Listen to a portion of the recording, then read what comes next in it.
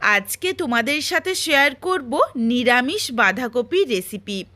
বেশ নতুন ধরনের রেসিপিটা, স্বাদে গন্ধে ভরপুর।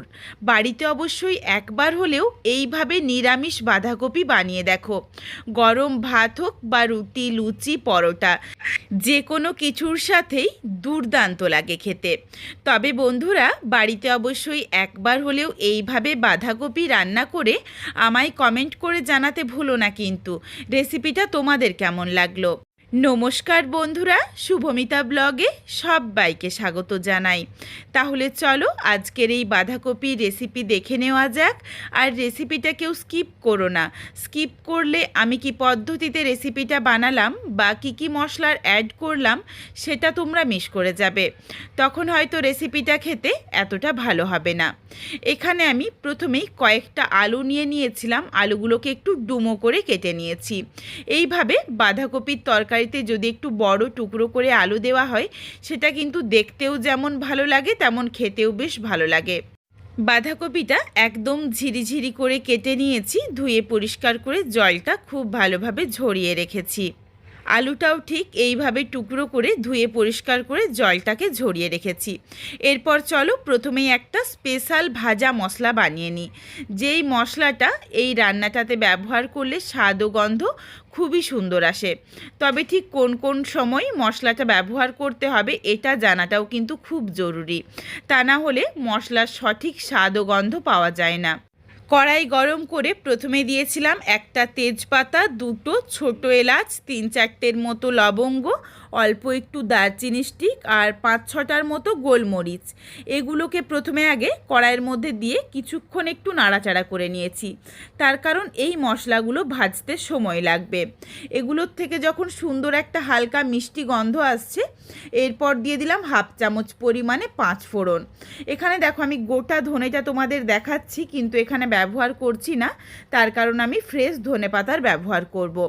তোমরা যদি ধনেপাতার না ব্যবহার করো সেই ক্ষেত্রে চাইলে গোটা ধনে দিয়ে ভেজে নিতে পারো। আর দিয়েছি 1/2 চামচ পরিমাণে গোটা জিরে। এরপর গ্যাসের ফ্লেম লোতে করে এই মশলাটা একটু সময় নিয়ে ভেজে নেব। মশলাটা যাতে কোনোভাবেই পুড়ে না যায় এই দিকে অবশ্যই খেয়াল রাখতে হবে। মশলা যদি পুড়ে যায় তখন কিন্তু মশলার স্বাদ ও গন্ধ একদম নষ্ট হয়ে যাবে। সুন্দর দেখো হালকা একটা লালচে রং ধরিয়ে মশলাটা ভেজে মিক্সিং জারের মধ্যে নামিয়ে রাখলাম। মশলাটা ঠান্ডা হয়ে গেলে তারপর গুঁড়ো করে নেব। এখানে আমি যেই পরিমাণে বাঁধাকপি বা আলু নিয়েছি সেই বুঝে কিন্তু মশলাটা নিয়েছি। এরপর তোমরা যদি কোনো কিছুর পরিমাণ কম বেশি করে নাও সেই ক্ষেত্রে মশলার পরিমাণটাও কম বেশি করে নিও। তারপরই কড়াইয়ের মধ্যে বেশ খানিকটা সর্ষের তেল গরম করে ফোড়নে দিয়েছি শুকনো লঙ্কা, তেজপাতা আর অল্প একটু হিং। আর দিয়ে দিলাম খুবই সামান্য একটু 5 ফোড়ন। ফোড়নটার থেকে যখন সুন্দর একটা গন্ধ এসেছে, এরপর প্রথমেই দিয়ে দিলাম কেটে রাখা আলু। আলুর স্বাদ অনুযায়ী অল্প একটু লবণ দিয়ে নাড়াচাড়া করে আলুটা বেশ একটু লালচে রং ধরিয়ে ভেজে নিচ্ছি। এর মধ্যে দেখো মশলাটা একদম মিহি করে গুঁড়ো করে নিয়েছি। মশলাটা নাবিয়ে রাখলাম। আর এই মিক্সিং জারের মধ্যে আরও কিছু মশলা দিয়ে একটা মশলার পেস্ট বানিয়ে নেব। দিয়েছি 2টো শুকনো লঙ্কা, কিছুটা পরিমাণে ধনেপাতা আর কিছুটা পরিমাণে আদা কুচি। এগুলোকে সামান্য একটু জল দিয়ে মিহি করে পেস্ট করে নিয়েছি। এদিকে দেখো আলুটা কিন্তু বেশ লালচে রং ধরিয়ে ভাজা হয়ে গেছে।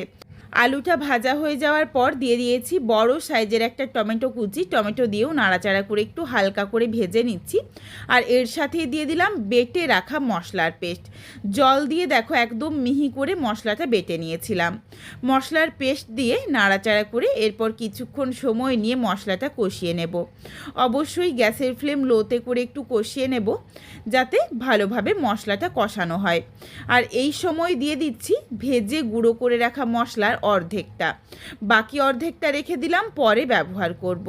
এই মশলাটা দেওয়ার সাথে সাথেই ভীষণ সুন্দর একটা গন্ধ এসেছে। এখানে কিন্তু বন্ধুরা আমি লঙ্কার গুঁড়ো ব্যবহার করব না।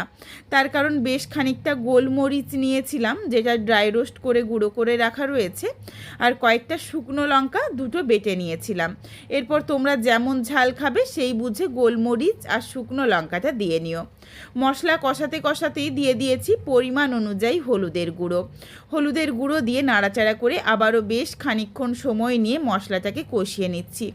এখানে দেখো আমি কিন্তু হলুদের গুঁড়ো ছাড়া আর অন্য কিচ্ছু গুঁড়ো মশলার ব্যবহার করলাম না।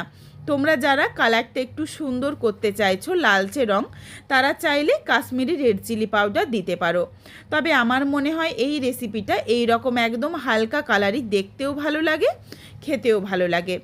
মশলার যখন কাঁচা গন্ধ একদম চলে গেছে, মশলাটা থেকে তেল ছাড়তে শুরু করেছে, তারপরে দিয়ে দিয়েছি বাঁধাকপি দিয়ে নাড়াচাড়া করে ভালোভাবে মশলার সাথে মিশিয়ে নিচ্ছি। মশলার সাথে মেশাতেই এখানে আমি স্বাদ অনুযায়ী অল্প একটু লবণ দিলাম। লবণটা কিন্তু খুব বুঝে দিয়েছি, তার কারণ আলু ভাজার সময়ও কিছুটা লবণ দিয়েছি। যেই পরিমাণে বাঁধাকপি মনে হচ্ছে এটা কিন্তু ঢাকনা দিয়ে দিলে একদম অর্ধেক হয়ে যাবে, সেই রকম বুঝেই লবণটা দিতে হবে। লবণ দিয়ে নাড়াচাড়া করে ভালোভাবে মেশাতেই দেখো বেশ অনেকটা বাঁধাকপিটা কমে এসেছে। এরপর ঢাকা চাপা দিয়ে বাঁধাকপির থেকে বেশ কিছুটা পরিমাণে জল ছাড়বে, তার জন্য অপেক্ষা করব। ওই জলের মধ্যেই কিন্তু বাঁধাকপি ভালোভাবে সেদ্ধ হয়ে যাবে। বাঁধাকপির থেকে দেখো অল্প অল্প করে জলটা ছাড়তে শুরু করেছে। আমি আবারও একবার নাড়াচাড়া করে মিশিয়ে নিলাম আর বেশ কিছুক্ষণের জন্য ঢাকনা দিয়ে ঢেকে রাখলাম, যাতে বাঁধাকপিটা খুব ভালোভাবে সেদ্ধ হয়ে যায়। তারপর ফেরত আসছি। বাঁধাকপিটা দেখো সুন্দরভাবে সেদ্ধ হয়ে গেছে, একদমই আর শক্ত নেই। কয়েকটা আলু এরপর খুন্তিতে করে চেপে নেব, যাতে বেশ একটু রান্নাটা মাখো মাখো হয়ে যায়। দেখো বেশ কয়েকটা আলু খুন্তিতে করে একটু চেপে নিলেই সুন্দরভাবে রান্নাটা একটু মাখো মাখো হয়ে গেছে। সমস্ত কিছু যখন খুব ভালোভাবে সুসেদ্ধ হয়ে গেছে, তারপরে দিয়ে দিলাম 1 চামচ পরিমাণে চিনিটা কিন্তু অবশ্যই দিও। নিরামিষ বাঁধাকপি একটু মিষ্টি মিষ্টি হলে খেতে বেশ ভালো লাগে আর টেস্টটাও ব্যালেন্স হয়ে যাবে।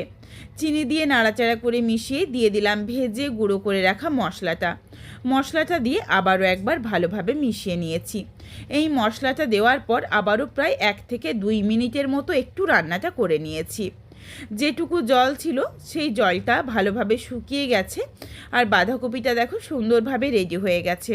এরপর নাবিয়ে নেওয়ার আগে দিয়ে দিচ্ছি 1 চামচ পরিমাণে ঘি দেওয়ার সাথেই গ্যাসের ফ্লেমটা অফ করে দিয়েছি আর নাড়াচাড়া করে ঘিটা ভালোভাবে মিশিয়ে নিয়ে ঢাকনা দিয়ে 5 মিনিটের জন্য স্ট্যান্ডিং টাইমে রাখবো।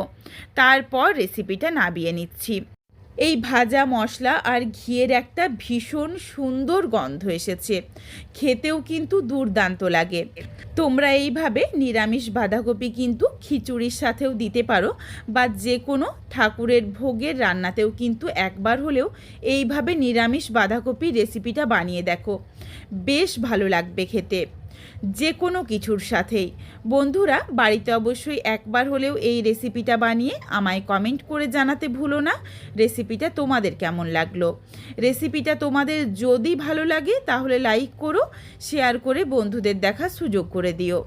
তোমরা যদি আরও এই ধরনের নিত্য নতুন ঘরোয়া রেসিপি দেখতে চাও তাহলে অবশ্যই আমার চ্যানেলটিকে সাবস্ক্রাইব করে পাশে থাকা বেলটি অন করে অল নোটিফিকেশান অন করে দিও, যাতে আমার প্রত্যেকটা রেসিপির নোটিফিকেশান সবার প্রথমে তোমাদের কাছে পৌঁছে যায়। আবারও খুব শীঘ্রই হাজির হচ্ছি ঘরোয়া নতুন কোনো এক রেসিপি নিয়ে। পরবর্তী রেসিপি দেখার আমন্ত্রণ রইল। পুরো ভিডিওটা দেখার জন্য অসংখ্য ধন্যবাদ। তাহলে আজকে আসি, সবাই ভালো থেকো, সুস্থ থেকো। আবারও শীঘ্রই দেখা হচ্ছে ঘরোয়া নতুন কোনো এক রেসিপির সাথে।